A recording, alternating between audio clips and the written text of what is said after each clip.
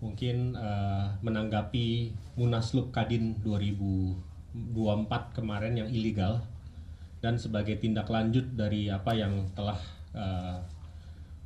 disampaikan oleh Bapak Ketua Umum Kadin Indonesia Pak Arsyad Rashid di kesempatan konferensi pers kemarin, bahwa Dewan Pengurus Kadin Indonesia memiliki wewenang untuk melakukan investigasi, pemeriksaan dan pengkajian atas pelanggaran organisasi tersebut.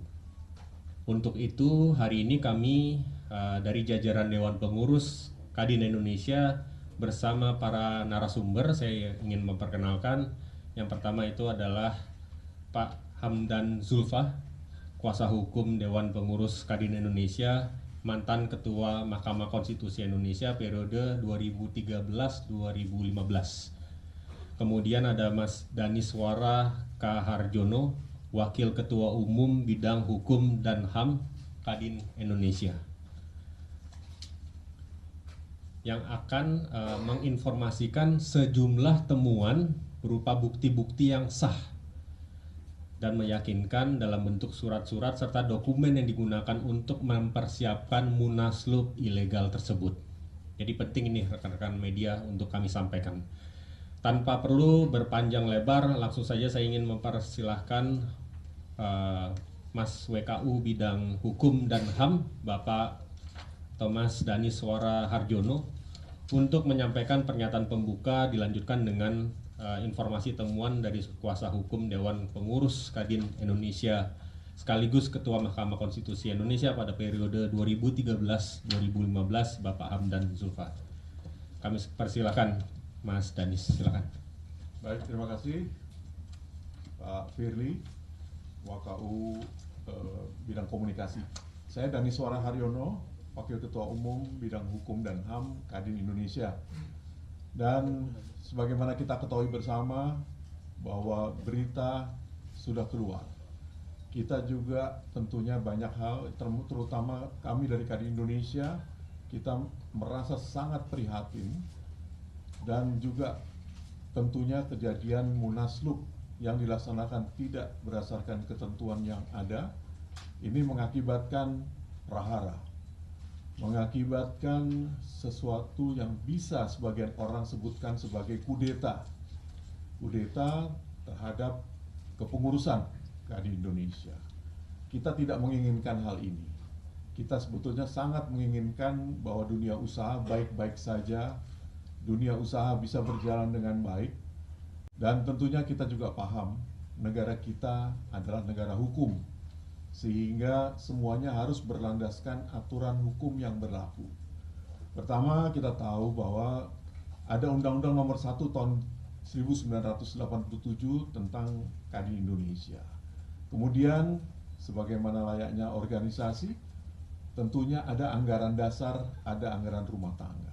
Dan anggaran dasar terakhir sudah mendapatkan pengesahan dari Kepres 18 tahun 2022. Selain itu juga ada peraturan organisasi yang harus kita hormati bersama. Dan tentunya memang untuk kaitannya dengan organisasi pasti ada investigasi dari sisi organisasi. Dan akibatnya nanti kita akan lihat apakah ada sanksi organisasi yang dikeluarkan atau tidak. Kemudian juga selain itu juga tentunya ada investigasi secara hukum. Kita mulai melihat, pasti rekan-rekan media juga sudah tahu persis bahwa ada beberapa kejadian yang tidak layak di antara kita, padahal seperti Pak Presiden katakan bahwa ini kalaupun ini sebagai satu masalah, kan masalah internal. Tinggal kita selesaikan baik-baik sesuai dengan ketentuan yang ada. Kita tidak anti terhadap yang namanya Munas luar biasa, hal yang biasa. Makanya ada ketentuannya dalam anggaran dasar pasal 18. Jalankan itu sesuai dengan ketentuan. Dan hari ini selain Pak Firly dan saya, hadir juga Dr. Hamdan Zulfa, SHMH. Beliau adalah konsultan hukum ya, atau pengacara dari Kadin Indonesia.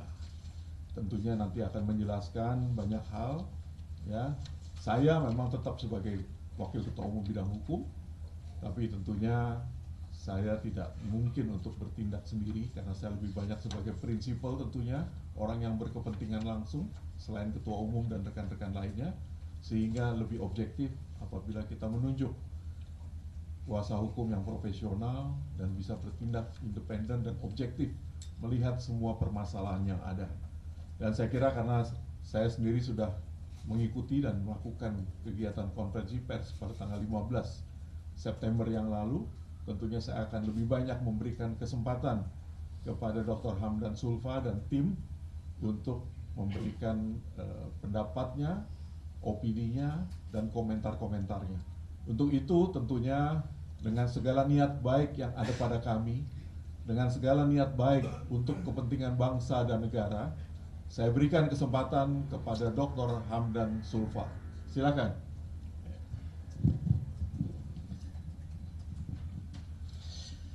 Terima kasih Pak Dani Suara.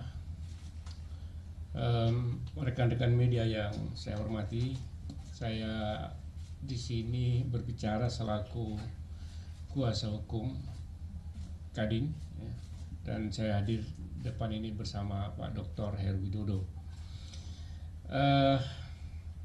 Saudara, saya langsung saja menyampaikan beberapa hal yang penting, ya, yang berkaitan dengan masalah yang dihadapi oleh Kadin pada saat sekarang ini. Kadin itu adalah sebuah organisasi yang sudah sangat established, ya, terbentuk dan lahir berdasarkan Undang-Undang Nomor 1 Tahun 1987. Sudah puluhan tahun, ya, yang sudah memiliki pengalaman dalam penyelenggaraan organisasi yang sudah mapan, sudah memiliki anggaran dasar, anggaran rumah tangga, dan pedoman organisasi. Ya, seluruh penyelenggaraan organisasi itu dilakukan berdasarkan undang-undang dan anggaran dasar, anggaran rumah tangga, dan pedoman organisasi yang ada. Saya perlu sampaikan bahwa terakhir dengan Kepres nomor 18 tahun 2022 disahkan anggaran dasar dan anggaran rumah tangga yang terakhir dari Kadin Indonesia. Saat itu setelah terpilihnya Ketua Pak Arsyad dari Munas Kendari, dan disampaikan kepada Presiden mengeluarkan Kepres nomor 18 tahun 2022 itu. Nah, dalam anggaran dasar berdasarkan Kepres yang terakhir itu, di sana sangat jelas sekali, ya, apa yang harus dilakukan ketika dilakukan Munaslup. Ada dua syarat yang harus dipenuhi. Yang pertama, alasan-alasan dilaksanakannya Munaslup. Kemudian yang kedua, prosedur pelaksanaan Munaslup. Nah, itu diatur dalam pasal 18 ayat 1. Di sana dikatakan begini, pasal 18 ayat 1, bahwa musyawarah nasional luar biasa adalah munas yang diselenggarakan di luar jadwal berkala munas untuk minta pertanggungjawaban Dewan Pengurus Kadin Indonesia mengenai pelanggaran prinsip atas anggaran dasar dan anggaran rumah tangga dan atau penyelewengan keuangan dan perbendaharaan organisasi oleh Dewan Pengurus Kadin Indonesia dan atau tidak berfungsinya Dewan Pengurus Kadin Indonesia. Ada tiga alasan. Yang pertama, ada merupakan pelanggaran prinsip atas anggaran dasar. Kemudian yang kedua, penyelewengan keuangan dan kebenaran. Kemudian yang ketiga, Kadin Indonesia tidak berfungsi. Dari tiga alasan ini, ya, tidak ada satupun alasan yang terpenuhi untuk melaksanakan Munas luar biasa. Tidak ada pelanggaran prinsip terhadap anggaran dasar, anggaran rumah tangga. Tidak ada pelanggaran-pelanggaran yang masalah keuangan dan kebenaran. Dan tidak ada juga pelanggaran atau Kadin itu tidak berfungsi. Semua normal-normal saja. Tidak ada masalah apapun yang memaksa harus dilaksanakan Munaslup. Itu alasan. Saya kira sangat clear. Ya. Tidak ada alasan untuk melaksanakan Munaslup. Kemudian yang kedua, prosedur. Nah, kalau pelaksanaan Munaslup itu inisiatifnya harus dari anggota yang memiliki hak suara. Di Kadin itu ada dua kelompok anggota yang memiliki hak suara, yaitu Kadin Provinsi, kemudian yang kedua anggota luar biasa. Nah, untuk melaksanakan Munaslup harus ada inisiatif atau permintaan dari 50+1 anggota dalam tingkat provinsi dan setengah dari jumlah anggota luar biasa yang memiliki hak suara. Kemudian mereka harus ada suatu kesepahaman bersama, dan kalau itu pelanggaran-pelanggaran itu mereka temukan, maka mereka harus menyampaikan peringatan tertulis kepada Kadin dalam waktu 30 hari. Kemudian kalau juga tidak diperhatikan dalam waktu 30 hari, disampaikan peringatan tertulis yang kedua dalam waktu 30 hari. Jadi ada dua. Pertama, kesepakatan dari lebih dari setengah provinsi dan kesepakatan lebih dari setengah ALB. ALB ini adalah asosiasi pengusaha atau perkumpulan organisasi pengusaha. Nah, dari dua-duanya tidak ada yang terpenuhi. Ya. Tidak ada juga permintaan kepada Kadin Indonesia untuk melaksanakan Munaslup. Kemudian yang selanjutnya, ya, 30 hari tidak ada. Kemudian panitia penyelenggara Munaslup haruslah dari 30 Kadin yang memiliki inisiatif untuk melaksanakan Munaslup itu. Nah, saya ingin sampaikan bahwa dua prosedur ini tidak terpenuhi dan tidak ada. Satu, peringatan tertulis 2 kali, 2 kali 30 hari. Kemudian yang kedua adalah lebih dari 50 provinsi, pengurus provinsi, dan lebih dari 50 ALB yang mengajukan usulan. Nanti saya akan tunjukkan bukti-buktinya mengenai jumlah ini. Nah, saudara-saudara, kemudian selanjutnya di dokumen ini ya, ada 21 Pemprov, ya, ada 21 Pemprov yang diwakili oleh ketua umum masing-masing yang menolak Munaslup.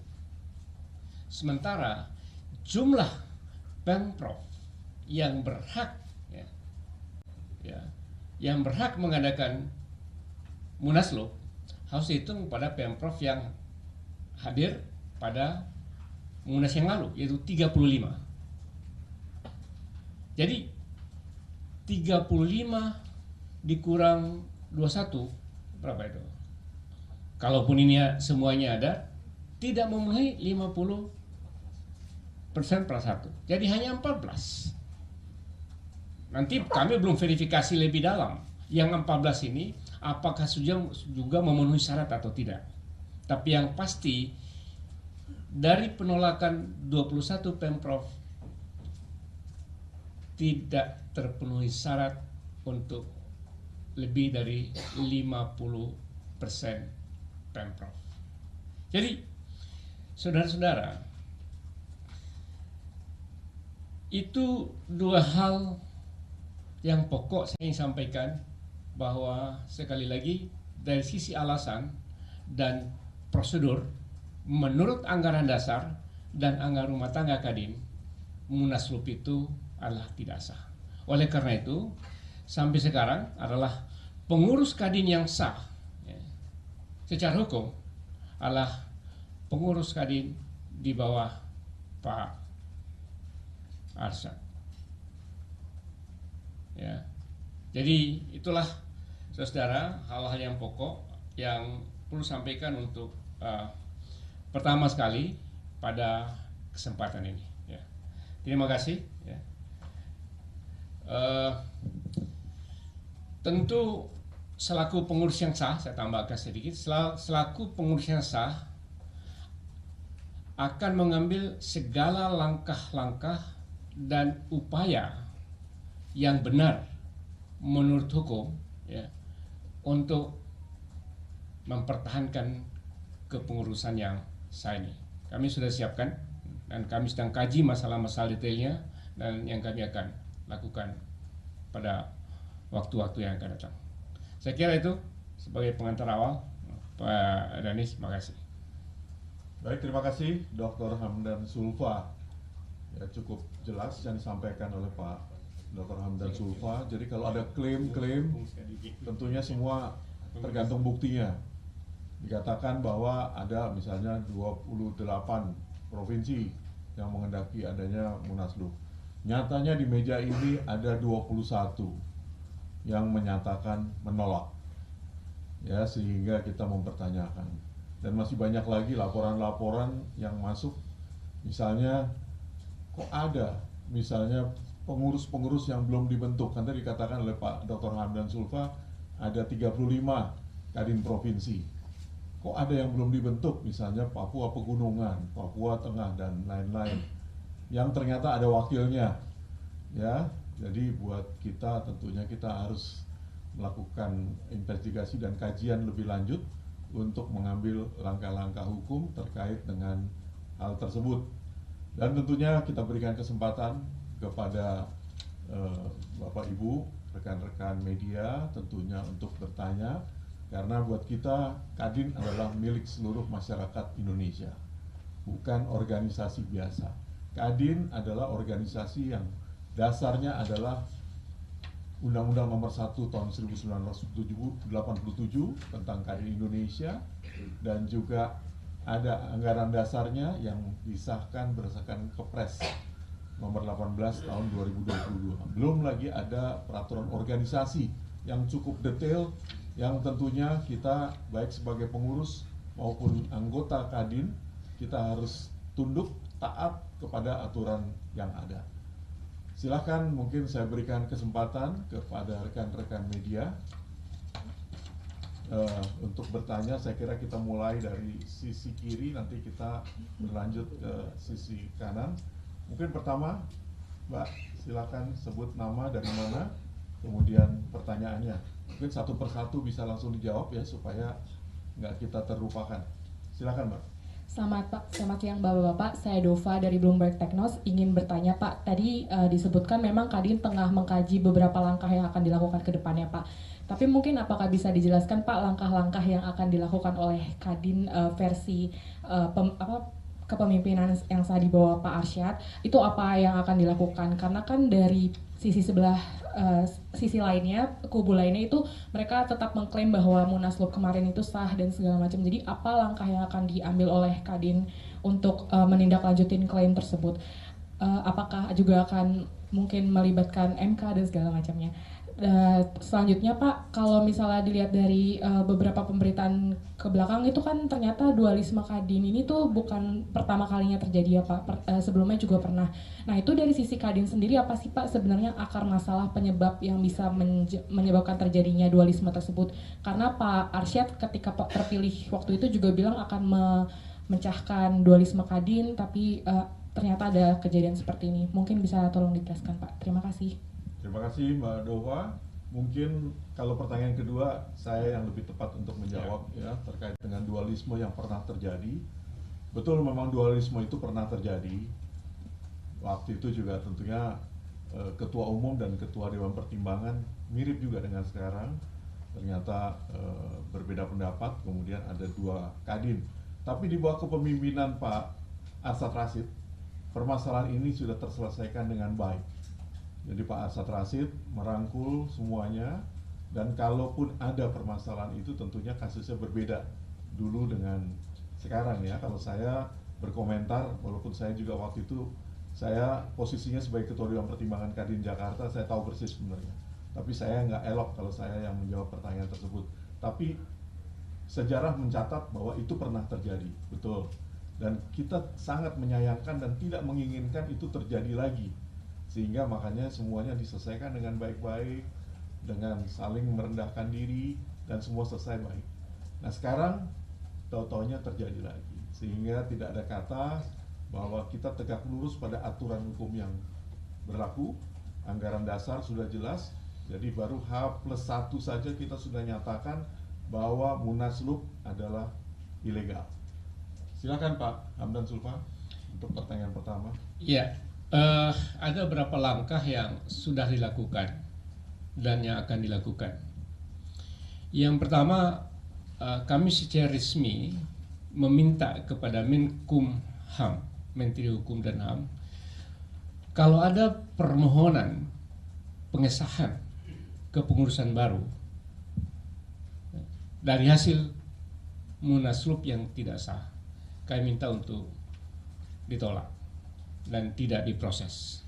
Karena, dan kami lampirkan bukti-bukti yang lengkap bahwa Munaslup itulah Munaslup ilegal dan tidak sah.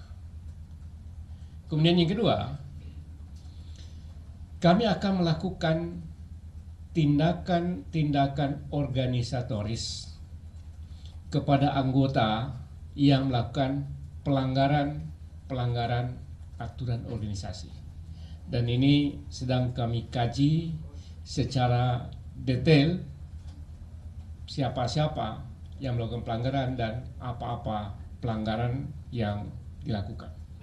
Tentu ini butuh proses. Kemudian yang ketiga, kami akan melakukan tindakan hukum, penegakan hukum pidana.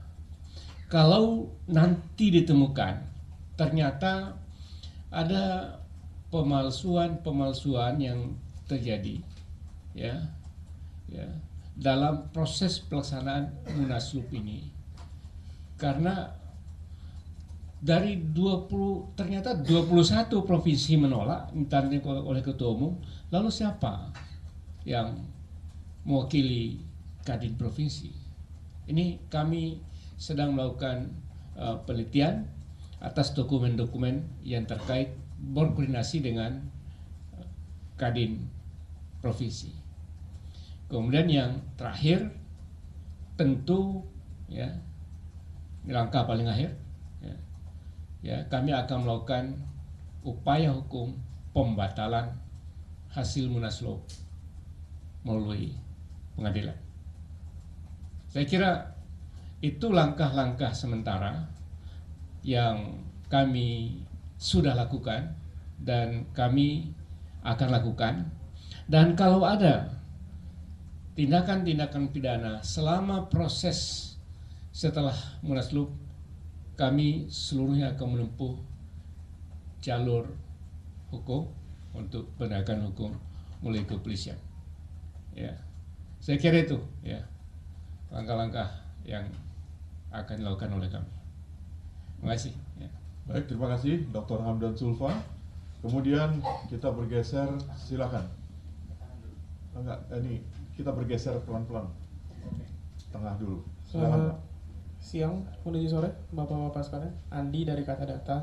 Ada beberapa pertanyaan, Pak. Tadi Pak Hamdan bilang bahwa akan membawa pembatalan Munaslup ke pengadilan. Ini kan jatuhnya organisasi ya, Pak? Kan saya sebatas pengetahuan saya, pengadilan tuh ada pidana, tata niaga, sama perdata. Ini pengadilan yang mana ya, Pak? Kalau soal organisasi itu yang pertama. Terus yang kedua, mulai pagi ini ada kabar beredar bahwa Pak Arsyad ke istana untuk minta presiden nggak nerbitin Kepres terkait pengesahan Munaslup. Mau memastikan kabar itu aja, Pak, itu benar atau enggak? Dan kalau nanti Kepres itu terbit, langkah selanjutnya tuh akan seperti apa sih, Pak? Ini kan kalau Kepres itu amit-amit ke terbit, malah tambah jadi ruwet banget kan ini masalahnya. Itu udah ada mitigasi yang disiapkan sampai ke sana belum? Itu aja, makasih. Baik, silakan Pak Hamdan Zulfa. Iya. langsung. Ya, saya langsung saja masalah pengadilan. Kami sedang meneliti secara detail dokumen-dokumen yang ada. Ya, ya, tentu untuk pembatalan itu kita lakukan ke pengadilan negeri. Ya, ya, kita lakukan pengadilan negeri. Karena ini adalah masalah yang terkait dengan masalah organisasi di Kadin sendiri. Tidak ada dalam anggaran dasarnya mekanisme penyelesaian internal organisasi seperti di partai politik. Partai politik ada mahkamah, ya, mahkamah partai. Tapi kalau di Kadin ini belum ada, karena itu ya tentu akan dilakukan upaya hukum ke pengadilan. Beratap. Kalau pidana lain lagi, tetap saja kalau pidananya ada, itu tetap. Itu tadi saya sudah sampaikan. Kalau itu ada pidana, tetap kita akan proses. Ya, kayak itu pidana tidak mengenai organisasi, tapi mengenai tindakan orang sorangan. Ya, baik. Baik, terima kasih. Jadi memang bisa perdata, bisa pidana. Kalau perdata, menurut saya sih perbuatan melawan hukum lah. Itu jelas bertentangan dengan undang-undang yang berlaku. Karena nggak mungkin wan prestasi karena nggak ada kaitannya perjanjian. Baik, kemudian yang terakhir kalau Kepres mengenai Kepres. Ya, saya ingin mengquote ya dalam pernyataan Presiden yang terakhir. Saya kira kita sangat menghargai itu, pernyataannya sangat bijak disampaikan oleh Presiden. Presiden tidak akan mencampuri urusan internal Kadin. Jadi biarlah ini diselesaikan secara internal, dan kami akan menyelesaikan secara internal apakah ya berdasarkan musyawarah ataupun ya akan mengambil langkah-langkah hukum. Saya kira itu. Baik, makasih Pak Hamdan. Mungkin pertanyaan yang tadi ada 3 pertanyaan ya. Yang terakhir, info Pak Arsyad ke istana, saya malah nggak tahu. Saya nggak tahu, nggak ada terinformasi hal tersebut. Mungkin Pak Wakau ada informasi? Nggak ada informasi. Jadi kita nggak pernah tahu. Baik, selanjutnya silakan Pak.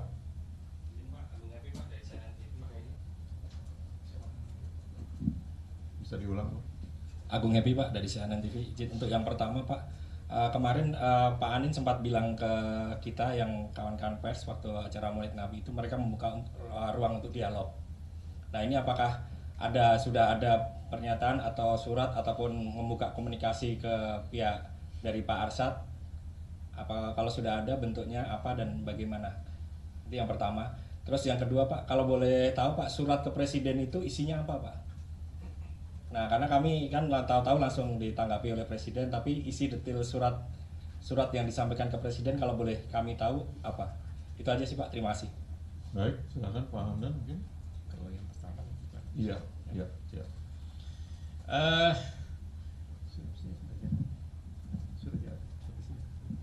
Jadi prinsip begini, Kadin itu di undang-undang pemerintah itu sebagai pengawas dan melakukan pembinaan. Jadi dalam kaitan dengan itulah surat ke Presiden itu. Jadi pembinaan terhadap Kadin, karena Kadin ada masalah begini, kami minta kepada Presiden dalam fungsinya sebagai pengawas dan pembina organisasi Kadin. Saya kira itu dia prinsipnya. Ya. Yang kedua Pak Dani Suara. Baik, kalau ruang dialog Pak ya, pada dasarnya ini kita anggota Kadin semua, kita memiliki organisasi awal. Seperti saya, Himpunan Pengusaha Muda Indonesia, HIPMI, kemudian Himpunan Pengusaha Pribumi Indonesia, itu basicnya saya. Kemudian kita bersosialisasi, berkomunikasi, dan bersaudara. Artinya kita ini semua sahabat, kita semua saudara Pak. Namanya dialog itu pasti terbuka lebar. Hanya memang sekarang permasalahan sudah ada di depan kita.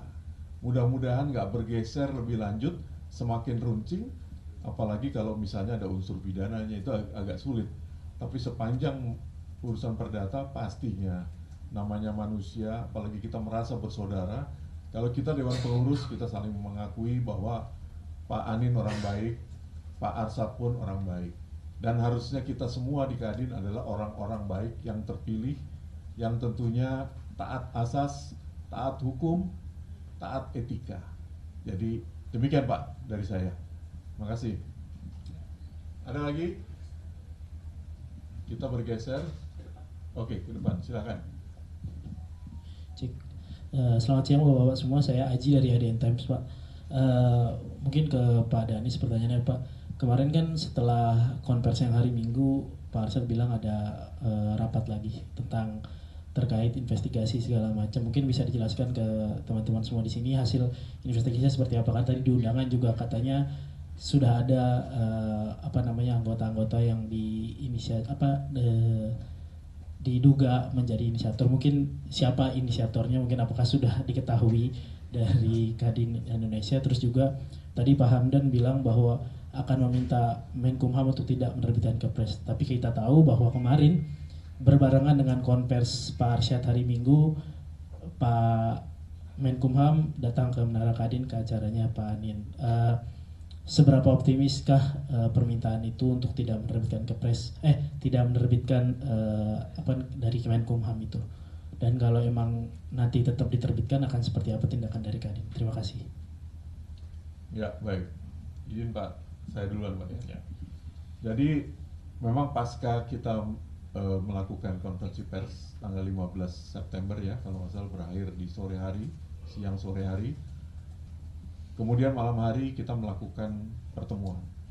Jadi kita menyatakan melakukan rapat badan pengurus harian yang diperluas. Diperluasnya artinya selain wakil ketua umum, kepala badan, juga dihadiri oleh ketua-ketua Kadin provinsi yang 21 orang yang sudah menyampaikan penolakan terhadap Munas luar biasa tersebut. Kemudian tentunya saling berbagi informasi, dan memang ada data-data awal yang sudah kita terima terkait dengan anggota-anggota kita yang melakukan pelanggaran-pelanggaran, baik pelanggaran organisasi maupun pelanggaran hukum. Tapi semuanya masih dalam proses Pak. Proses. Pasti dalam hal ini karena kita menyatakan itu munaslup ilegal, pasti ada yang melakukan pelanggaran organisasi, bahkan ada yang melakukan pelanggaran secara hukum. Sanksinya pasti berbeda. Ada sanksi organisasi. Itu memang yang memiliki kewenangan adalah Wakil Ketua Umum bidang organisasi untuk melakukan kajian dan investigasi. Tentunya nanti Ketua Umum akan mengambil tindakan tersebut. Selain itu, di bidang hukum, tentunya melalui saya sebagai Wakil Ketua Umum bidang hukum. Ini juga sedang dilakukan kajian, terutama oleh kuasa hukum. Kemudian nanti akan diverifikasi, pasti akan ada langkah-langkah hukum yang akan kita lakukan. Kemungkinannya seperti yang saya sampaikan, mungkin bisa ada langkah hukum gugatan misalnya. Bisa juga yang ada unsur pidananya, kita pun akan proses. Ya, tapi memang ini masih dalam proses Pak. Ini kan baru sekarang tanggal 17, berarti kan baru H+3 ya. H+3, jadi mohon kesabarannya, tapi kita mengerti bahwa masyarakat juga menunggu ada apa sebenarnya ini. Kemudian kalaupun misalnya dikatakan ilegal, ada nggak tindakan dari kita? Ada tindakan. Tadi tanyakan lagi, bisa atau dimungkinkan nggak dialog? Apa sih yang nggak mungkin? Kita kan pengusaha itu satu musuh udah kebanyakan, 1000 teman terlalu sedikit. Demikian dari saya, silakan dilanjutkan oleh Pak Hamdan Sulfa. Ya, kami tentu berharap Kumham tidak mengeluarkan tanda pendaftaran dan pengesahan hasil munaslup. Karena itu kami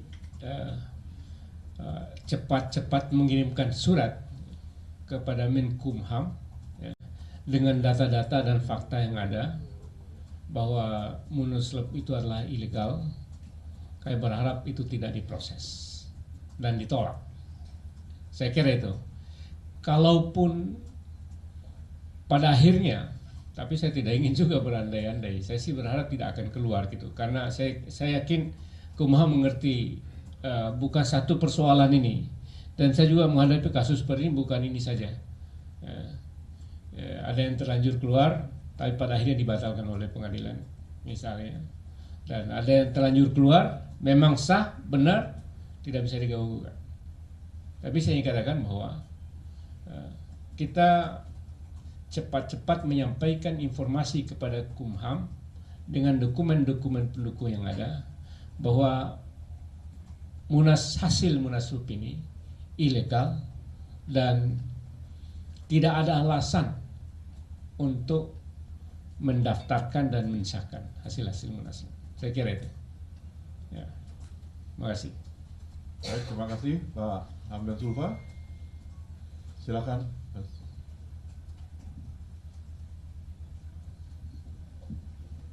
Siang Pak, saya Dias dari Tribun News. Izin mau tanya satu pertanyaan aja Pak. Pak, kenapa ya Kadin itu setelah yang kisruh ini mengadakan kegiatannya di luar gitu Pak, nggak di Menara Kadin? Kan jadi kesannya kayak Kadin yang sah secara Kepres ini kan jadi kayak terusir dari rumahnya sendiri gitu. Terima kasih Pak. Baik, terima kasih.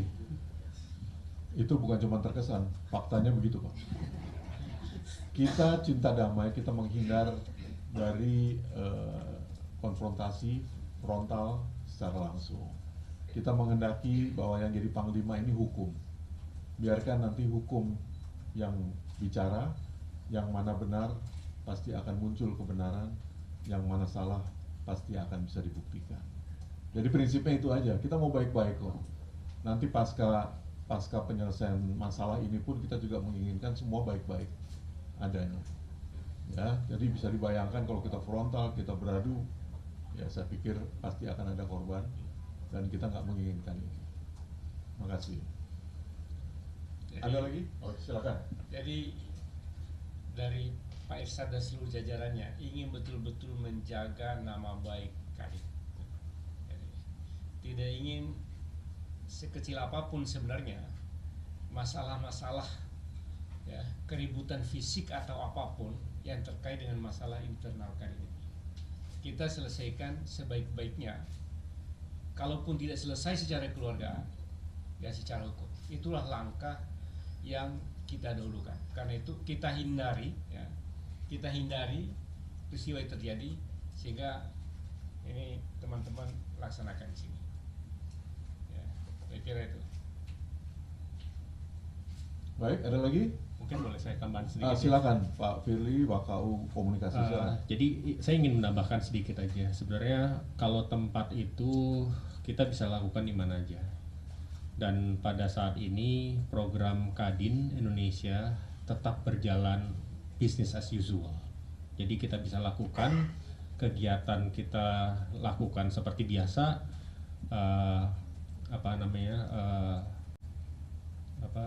Servis atau pelayanan terhadap anggota juga berjalan lancar. Kegiatan dengan para stakeholders baik itu dari kedutaan ataupun asosiasi organisasi lainnya baik dari nasional atau internasional pun tetap berjalan. Jadi kami di sini memastikan bahwa business as usual, tidak ada gangguan sama sekali. Gitu. Mungkin itu ya Mas, saya ingin saya tambahkan. Terima kasih Mas. Baik, terima kasih. Jadi yang pasti bahwa pelayanan tidak akan tertunda. Kita sadar betul kok.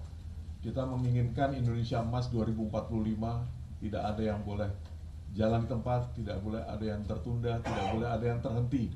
Semua harus berjalan sebagaimana apa adanya, apapun yang terjadi. Tentunya kita mengambil langkah sesuai dengan ketentuan yang ada.